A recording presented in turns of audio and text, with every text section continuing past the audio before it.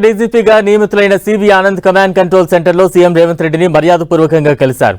తెలంగాణ కొత్త డీజీపీగా సివి ఆనంద్ పేరును నిన్న ప్రకటించింది ప్రభుత్వం. డీజీపీగా సివి ఆనంద్ను నియమిస్తూ ఉత్తర్వులు జారీ చేసింది. 1991 బ్యాచ్ ఐపీఎస్ అధికారి సివి ఆనంద్ హైదరాబాద్, సైబరాబాద్, విజయవాడ సిపిగా పనిచేశారు.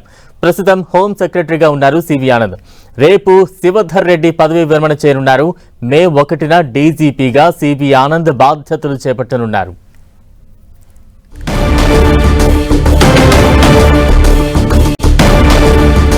కొత్త డీజీపీగా నియమితులైన సివి ఆనంద్ కమాండ్ కంట్రోల్ సెంటర్లో సీఎం రేవంత్ రెడ్డిని మర్యాదపూర్వకంగా కలిశారు.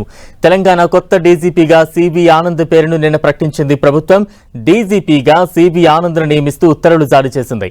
1991 బ్యాచ్ ఐపీఎస్ అధికారి సివి ఆనంద్ హైదరాబాద్, సైబరాబాద్, విజయవాడ సిపిగా పనిచేశారు.